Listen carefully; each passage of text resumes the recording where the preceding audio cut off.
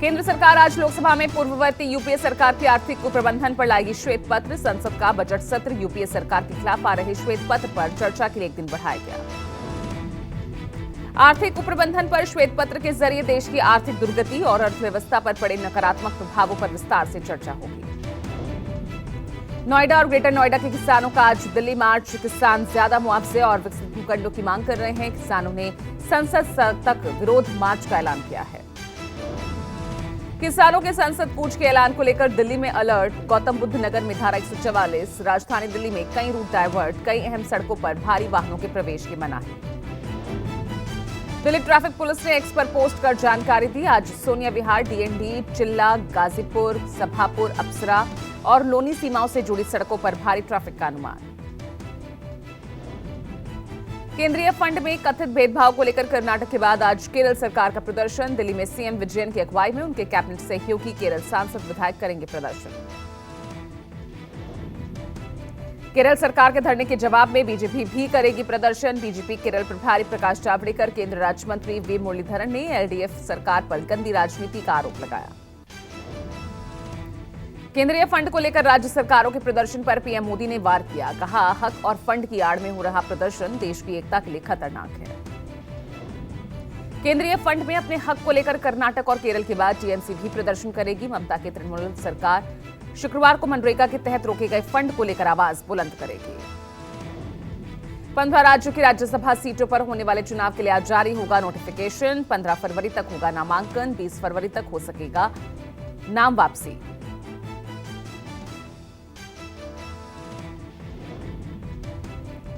केंद्र की मोदी सरकार की आज शाम 6 बजे कैबिनेट मीटिंग। कई अहम प्रस्तावों को मंजूरी मिल सकती है। स्पेक्ट्रम नीलामी और आवंटन पर फैसला संभव।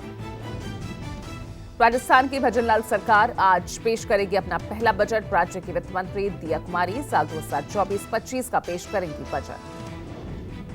रिजर्व बैंक आज करेगा नई मौद्रिक नीति का ऐलान। 3 दिवसीय बैठक के बाद गवर्नर शक्तिकांत दास सुबह 10 बजे करेंगे ऐलान।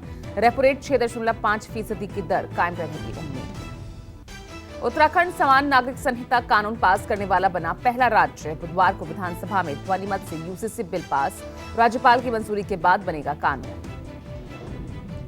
विधानसभा में बिल को मंजूरी मिलने के बाद बोले सीएम धामी। कहा, यूनिफॉर्म सिविल कोड से खत्म होंगी सभी तरह की असमानताएं। दिल्ली सीएम अरविंद केजरीवाल को ईडी समन पर लगा बड़ा झटका। दिल्ली की राउज एवेन्यू कोर्ट ने 17 फरवरी तक पेश होने का आदेश दिया। शराब घोटाले में पूछताछ के लिए नहीं पेश हो रहे केजरीवाल। राउज एवेन्यू कोर्ट के नोटिस पर आपका बयान। हम कोर्ट के आदेश का अध्ययन कर रहे हैं, कानून के मुताबिक कदम उठाएंगे।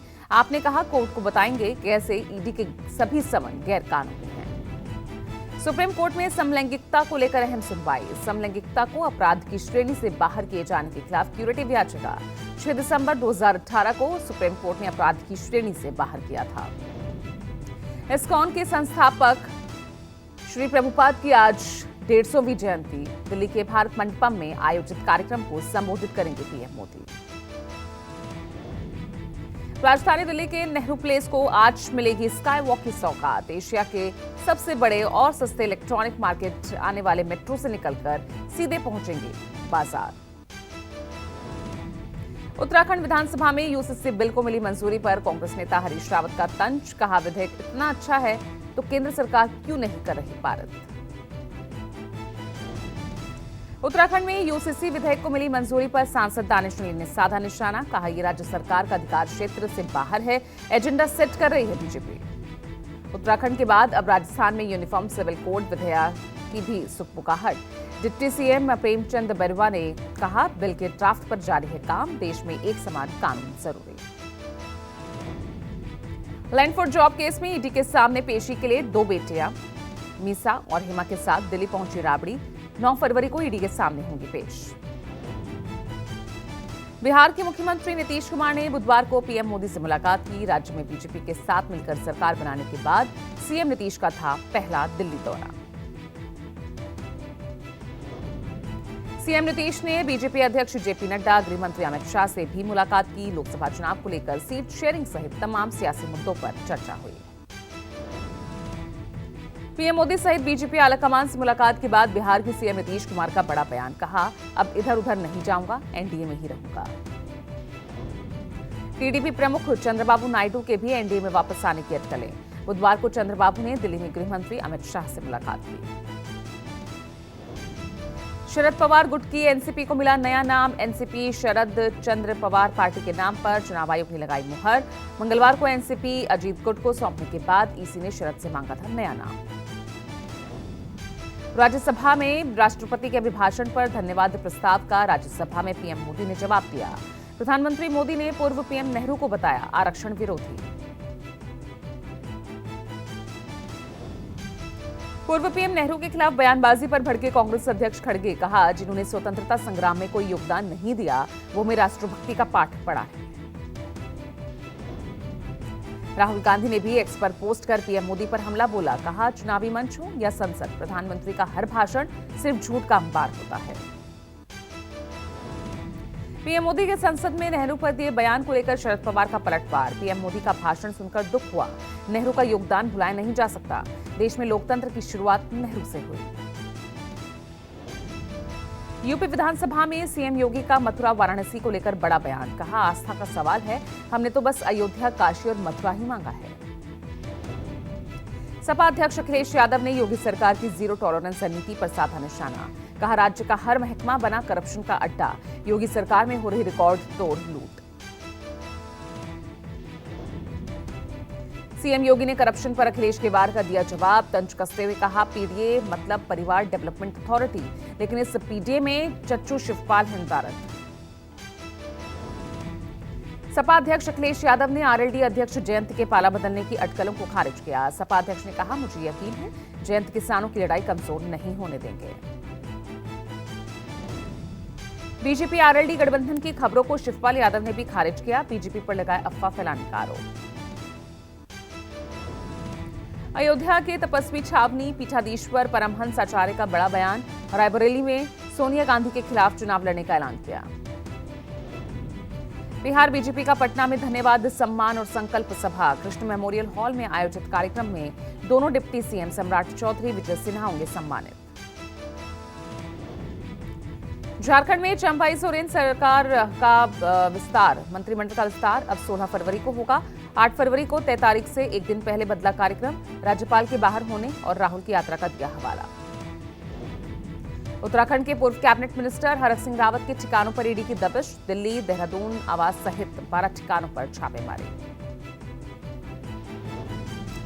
दिल्ली सरकार में मंत्री आतिशी ने बुधवार को फिर प्रेस कॉन्फ्रेंस कर ईडी पर निशाना साधा। कहा, मोदी सरकार के इशारे पर ईडी हर बड़े विपक्षी नेता को कर रही परेशान। राहुल गांधी की भारत जोड़ो न्याय यात्रा का आज 26वां दिन। राहुल की यात्रा आज ओडिशा से छत्तीसगढ़ में करेगी प्रवेश। रायगढ़ के रेनगालपाली के रास्ते करेगी एंट्री। ओडिशा में यात्रा के 25वें दिन राहुल ने मणिपुर हिंसा की आड़ में पीएम मोदी पर निशाना साधा। कांग्रेस नेता ने कहा, बीजेपी की नफरती सोच की वजह से जला मणिपुर। राहुल गांधी ने बुधवार को राउरकेला के वेदव्यास मंदिर में पूजा अर्चना की। नारेबाजी कर रहे समर्थकों से अपने नाम की बजाय भगवान के नाम का नारा लगाने का आह्वान किया। राहुल गांधी ने वेदव्यास मंदिर परिसर में संस्कृत गुरुकुल की छात्राओं से बातचीत की।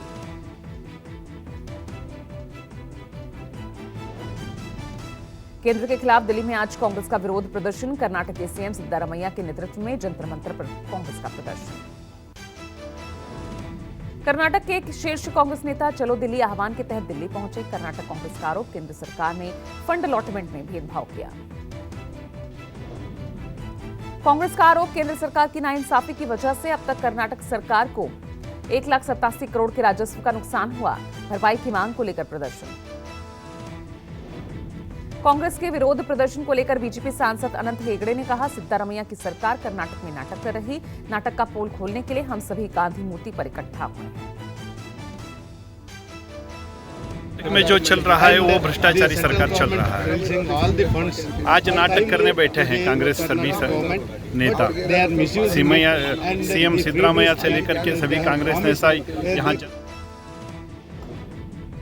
कर्नाटक के रायपुर जिले के कृष्णा नदी में रामलला की 1000 साल पुरानी मिली मूर्ति के चारों ओर सभी 10 अवतार उकेरे हुए हैं। 11वीं या 12वीं शताब्दी की बताई जा रही मूर्ति। हाल ही में अयोध्या में प्रतिष्ठित रामलला की मूर्ति से मिलती जुलती ये मूर्ति है। मूर्ति के साथ एक प्राचीन शिवलिंग भी मिला। पुरातत्वविद इसे ईसा पश्चात की मूर्ति बता रहे हैं। आतंकी लखबीर लांडा और हरविंदर रिंदा पर शिकंजा। Punjab anti gangster task force ने दोनों के 3 सहयोगियों को गिरफ्तार किया। इनके साथियों जोबनजीत, बिक्का और काला से पुलिस पूछताछ कर रही है। तीनों से 2 पिस्तल बरामद की गई। हरदा पटाखा फैक्ट्री ब्लास्ट में मोहन यादव सरकार का एक्शन। हरदा के डीएम और एसपी का तबादला किया। रोहित सिसोदिया को हरदा कलेक्टर का अतिरिक्त प्रभार सौंपा। मामले को लिया 5 लाख के निर्देश। मुख्यमंत्री मोहन यादव ने बुधवार को घटनास्थल पर पहुंचकर रेस्क्यू ऑपरेशन का जायजा लिया। हरदा अस्पताल पहुंचकर मुख्यमंत्री ने घायलों का हालचाल जाना। हरदा हादसे के प्रभावितों से मिले एमपी कांग्रेस अध्यक्ष जीतू पटवारी। जीतू पटवारी के साथ कई कांग्रेस नेता हरदा पहुंचे थे। मध्य प्रदेश के हरदा में मंगलवार को हुए धमाके में 11 लोगों की मौत, 200 से ज्यादा लोग घायल, कईयों की हालत गंभीर। जम्मू कश्मीर में लगातार कई दिनों से जारी बर्फबारी। रामबन में बर्फबारी के बाद चारों तरफ बर्फ की परत जमी हुई थी। राजौरी की मुगल रोड पर कई फीट बर्फ जमी। रास्ते पर बर्फ जमने से रास्ता कटा। रामबन में जम्मू श्रीनगर राष्ट्रीय राजमार्ग 24 घंटे बंद रहेगा। बर्फबारी की वजह से रास्ते पर मरम्मत का काम किया जा रहा। मंडी के बर्रा चारद क्षेत्र में बर्फबारी के बाद चारों तरफ बर्फ की मोटी चादर देखने को मिल रही है। जम्मू कश्मीर में हो रही बर्फबारी के चलते पर्यटकों में इजाफा। डल लेक में पर्यटकों ने शिकारा में घूमकर लुत्फ उठाया।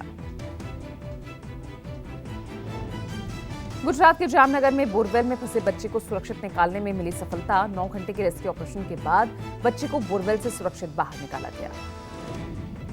मुंबई के गेटवे ऑफ इंडिया के पास एक संदिग्ध नाव मिलने के बाद हड़कंप। पुलिस ने शुरू की जांच, लोगों से पूछताछ। पकड़े गए तीनों संदिग्धों के पास से किसी तरह का कोई संदिग्ध सामान नहीं मिला। नाव पर सवार 3 लोग तमिलनाडु के रहने वाले हैं। भारत मालदीव तनाव के बीच चीन ने फिर उगला जहर। भारत को कूटनीतिक सलाह देने की कोशिश की।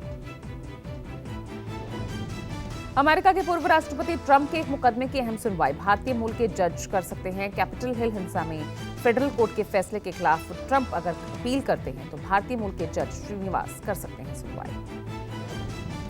ईरान समर्थित हुती विद्रोहियों ने लाल सागर में फिर बनाए जहाजों को निशाना। 2 अमेरिकी और ब्रिटिश जहाजों पर मिसाइल दागे। विराट कोहली इंग्लैंड के खिलाफ तीसरे और चौथे टेस्ट से भी बाहर रह सकते हैं। कोहली शुरुआती 2 टेस्ट मैच से भी निजी वजहों से बाहर रहे। वर्ल्ड कप के बाद से ही टीम इंडिया से बाहर चल रहे मोहम्मद शमी ने दिया बड़ा बयान। एक इंटरव्यू के दौरान कहा, जिस दिन खेल से ऊब जाऊंगा उसी दिन सुबह उठकर संन्यास का ऐलान कर दूंगा।